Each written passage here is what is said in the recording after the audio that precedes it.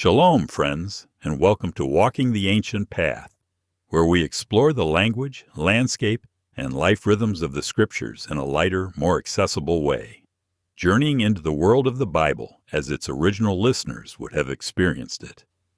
I'm your host, Sully, joined by our trusted companions, Decan, our ancient Hebrew thought scholar, and Hope, a storyteller who seems to walk right out of the hills of Judea. In this dialogue, we'll continue to trace the gospel theme from Genesis through Revelation in natural ancient Hebrew thought, using vivid concrete imagery and Hebraic motifs. We'll keep the language earthy and relational, what the ancients saw with their hands and experienced with their feet. Awesome! Let's continue exploring where we left off in the whole story from an old Hebrew viewpoint. A sacred house narrative unfolding through vivid images. Tents and seeds, covenant meals, and threshing floors, shepherding and vineyards, culminating in the living gate, the true seed, and the renewed tabernacle where God now walks with his people once more. Last time, we explored the beautiful story of the gospel from Genesis into the prophets, viewing it as one vibrant household story told in the comforting language of tents, seeds, and covenant life. We started with Yahweh, the divine housebuilder, who pitched the cosmos as his tent and placed a garden hearth at its heart for humanity to care for and fellowship with him. We felt the ache of covenant breaking that led to exile, but also heard Yahweh's steadfast promise to restore. We followed the seed planted in Abraham's family, promised land and countless descendants, that grew into a liberated people shaped by the mountain covenant, living under Yahweh's loving roof with his tent among them. We watched them settle the land with vineyards, olives, and shepherd kings, listened to prophets calling them back from neglect, and walked with them into exile, where hope shone through the image of a tender shoot from a stump and a servant willing to suffer to heal the household. Wisdom writings reminded us of the daily walk in the Torah, lamp, path, heart, and hospitality. Psalms centered on prayer as the household's warm, ongoing conversation with its divine host. Through all this, the gospel shines as the promise of a fully restored household, where the nations are gathered back under the welcoming tent of God's presence. We'll now focus on the expectation, messianic hope. The story is bent toward a figure who will embody the covenant and bring the tent house of God to full flourishing. Core images include the Anointed One, Messiah, as shepherd, king, priest, renewed temple, feast, harvest, and a universal banquet. The prophets speak of hope that focuses on a coming anointed leader who will restore the house, bring peace, and gather nations as guests at a feast. Expectation includes Yahweh returning to dwell among the people, a renewed tent temple where justice flows like water, where the true seed gathers all nations back under the welcoming tent of God's presence. Next, the prophecy is fulfilled with the arrival of Yeshua, the seed and the kingdom made flesh. The core images are bread, living water, shepherd, vine, lamp, king servant, wedding feast, walking path, roads, and villages.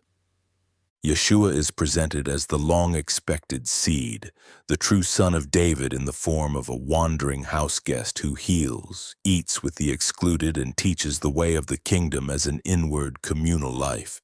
He speaks of the kingdom as a banquet and path in parables that are field-wise: mustard seed, yeast and dough, vineyards, bridesmaids with lamps. The kingdom is both a feast of welcome and the way you walk, daily faithfulness and hospitality. The path of the anointed Messiah includes a way of the cross, suffering like a servant that stands in for the household's sin and alienation. But death is not the final frame. The seed is planted in the earth and rises as the vindicated king. The presence renewed, tabernacle and temple reimagined as Yeshua embodies the tent presence, Yahweh with us, in human flesh. Where the temple represented Yahweh's house, now Yahweh's presence walks with the people in a human face, healing and forgiving. Yeshua reteaches the Torah in its heart, righteousness as covenantal faithfulness. where teachings and instructions become a way of love that binds the household together. Justice for the stranger, mercy for the poor, truth in speech. The Gospel is the story of Elohim coming under the same tent as Yeshua represents Yahweh and the Ruach, being broken and given, that the household may be reconciled and the kingdom's life may flow.